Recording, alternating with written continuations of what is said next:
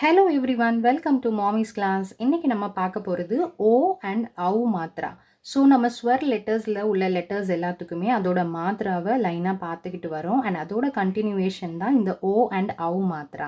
இதுதான் இருக்கிற மாத்ராலேயே last Madras O and ஔ.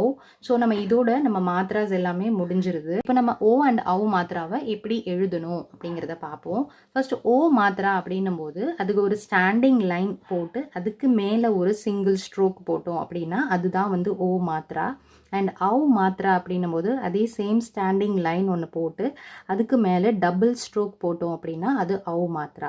ஸோ நம்ம இதுக்கு முன்னே பார்த்துக்கிட்டு இருந்த மாதிரியே எப்படி அந்த லெட்டரையும் இந்த மாத்ராவையும் நம்ம ரிலேட் பண்ணிக்கலாங்கிறத பார்ப்போம். இப்போ இந்த லெட்டர் ஓவில் நமக்கு ஒரு ஸ்டாண்டிங் லைன் போட்டு அதுக்கு மேலே ஒரு ஸ்ட்ரோக் இருக்குது. அதே தான் அதோட மாத்ராவும். அந்த லெட்டர் எப்படி எண்ட் ஆகுதோ அதுதான் நம்ம மாத்ராவாக நம்ம இது வரைக்கும் பார்த்துக்கிட்டு வரோம். ஸோ இப்போ இந்த லெட்டரில் லாஸ்ட்டில் ஒரு ஸ்டாண்டிங் லைன் போட்டு இப்படி ஒரு ஸ்ட்ரோக் போட்டு எண்ட் பண்ணுவோம். ஸோ அதே தான் அதோட மாத்ரா. அண்ட் அதே மாதிரி தான் ஔ லெட்டருக்குமே ஔ லெட்டர் எண்ட் பண்ணும்போது ஒரு ஸ்டாண்டிங் லைன் போட்டு டபுள் ஸ்ட்ரோக் போட்டு எண்ட் பண்ணியிருப்போம். ஸோ அதே தான் நம்மளோட அந்த ஔ லெட்டருக்கான மாத்ராவுமே. So standing line 2 strokes. So இதை இப்போ எப்படி ஜாயின் பண்ணி எழுதுறதுங்கிறத பார்ப்போம். இக்கு ப்ளஸ் ஓ, கோ. ஸோ இப்போ இதுக்கு முன்னே நம்ம பார்த்தது எல்லாமே அந்த லெட்டர்லேயே நம்ம மாத்ராவை ஆட் பண்ணியிருப்போம். ஆனால் இந்த லெட்டர் ஓ அண்ட் ஔவில் நம்ம அந்த லெட்டரை டச் பண்ணாமல் அந்த லெட்டருக்கு பக்கத்தில் ஒரு ஸ்டாண்டிங் லைன் போட்டு ஒரு ஸ்ட்ரோக் போட்டு இந்த மாத்ராவை ஆட் பண்ணுவோம். ஸோ அப்படி இருக்கும்போது குழந்தைங்களுக்கு கன்ஃபியூஸ் ஆகக்கூடாது. இந்த லெட்டரை பார்க்கும்போதே இந்த லெட்டருக்கு பக்கத்தில் ஏதாவது மாத்ரா இருக்கா அப்படின்னு செக் பண்ணணும். ஸோ அப்படி இருக்கும்போது one standing line with one stroke இருந்துச்சுன்னா அது ஓ மாத்ரா அப்படிங்கிறத அவங்களுக்கு நீங்கள் கரெக்டாக சொல்லி கொடுக்கணும். நெக்ஸ்ட்டு இச் ப்ளஸ் ஓ, சோ. இட்டு ப்ளஸ் ஓ, டோ. இத்து ப்ளஸ் ஓ, தோ. இப்பு ப்ளஸ் ஓ, போ. ஸோ இதே மாதிரி தான் ஔ மாத்ராவுமே அதே சேம் ஸ்டாண்டிங் லைன் போட்டு, ஆனால் இங்கே நமக்கு டபுள் ஸ்ட்ரோக்ஸ் போடணும். அதுதான் ஔ மாத்ரா. ஸோ இக்கு ப்ளஸ் ஔ, கௌ. இச் ப்ளஸ் ஔ, சௌ. இட்டு ப்ளஸ் ஔ, டௌ. இத்து ப்ளஸ் ஔ, தௌ. இப்பு ப்ளஸ் ஔ, பௌ. ஸோ இந்த மாதிரி ஸ்ட்ரோக்ஸ் எல்லாம் எப்படி நம்ம ஆட் பண்ணணுங்கிறத பேசிக்லேயே சொல்லி கொடுத்துட்டோம் அப்படின்னா குழந்தைங்களுக்கு அதை புரிஞ்சுக்கிறதுக்கு ஈஸியாக இருக்கும். இப்போ அடுத்து இந்த மாத்ராவை நம்ம வியஞ்சன் லெட்டர்ஸில் ஆட் பண்ணி எப்படி எழுதணும், ரீட் பண்ணணுங்கிறத பார்ப்போம். இப்போ பாருங்கள், இந்த வியஞ்சன் லெட்டர்ஸில் ஓ மாத்ராவை நம்ம எப்படி ஆட் பண்ணுறதுங்கிறத பார்ப்போம். கோ, இக்கோ. கோ, இக்கோ. சோ, இச்சோ. ஜோ, இஜ்ஜோ. டோ, இட்டோ. டோ, இட்டோ. தோ, இத்தோ. தோ, இத்தோ. நோ. போ, ஃபோ. போ, இப்போ. மோ. யோ, ரோ. லோ, வோ. க்ஷோ, க்ஷோ. சோ, ஹோ.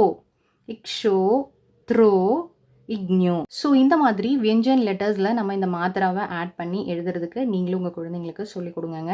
அதாவது சிம்பிளாக ஒரு standing line with one stroke இருந்ததுன்னா அது சேர்த்து ரீட் பண்ணணும். இப்போ இந்த லெட்டர் டா இருக்குது அப்படின்னா இந்த லெட்டரை மட்டும் பார்க்காம இந்த லெட்டர் கூட ஏதாவது மாத்ரா ஆட் பண்ணியிருக்காங்களா. ஏன்னா இதுக்கு முன்னே நம்ம பார்த்த மாத்ரா எல்லாமே அந்த லெட்டர்லேயே இருக்கும்.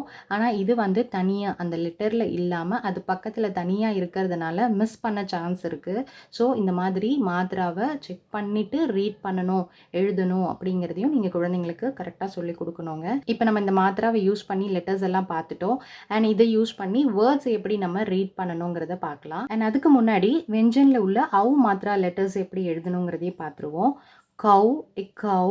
கௌ, இக்கௌ. சௌ, இச்சௌ. ஜௌ, இச்சௌ. டௌ, இட்டௌ.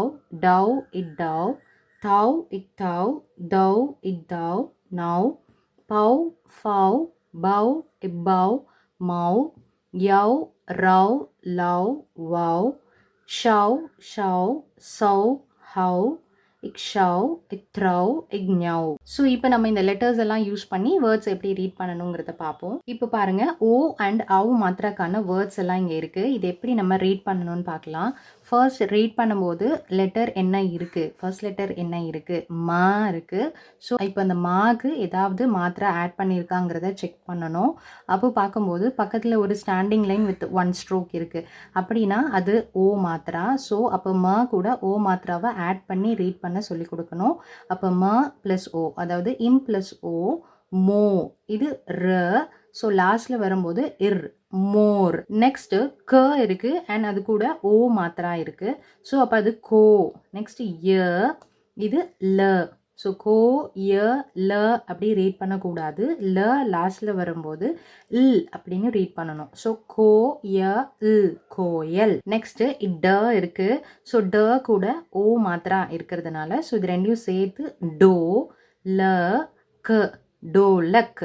க லாஸ்ட்ல வரும்போது கட் பண்ணி ரீட் பண்ணணும். இக், டோலக். ஸோ இந்த மாதிரி ரீட் பண்ண சொல்லி கொடுக்கணும். நெக்ஸ்ட் அவ் மாத்திரா.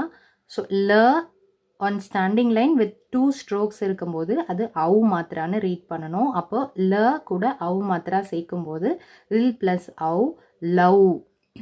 இது க ஈ மாத்திரா ஆட் பண்ணியிருக்காங்க which is long E.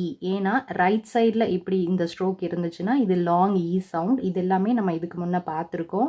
So அப்போ இதை ரீட் பண்ணும்போது லவ் கீ, லவ் கீ லாங் சவுண்டில் ரீட் பண்ணணும். நெக்ஸ்ட்டு க இருக்குது அண்ட் இது வந்து இ மாத்திரா போட்டிருக்காங்க. இப்படி ஃப்ரண்ட்டில் நமக்கு ஒரு ஸ்ட்ரோக் வந்துச்சுன்னா அது வந்து ஷார்ட் இ சவுண்டு. ஸோ இக்கி ல வித் அவ் மாத்திரால இருக்குது. ஸோ லவ் கி, லவ். இது ந ஆ மாத்திரால இருக்குது. ஸோ நா கி, லவ் நா. இது ஷார்ட் ஈன்றதுனால நம்ம ஸ்ட்ரெச் பண்ணக்கூடாது. ஜஸ்ட் கி, லவ் நா, கி லவ் நா. நெக்ஸ்ட்டு ந அவ் மாத்திரால இருக்குது. So now.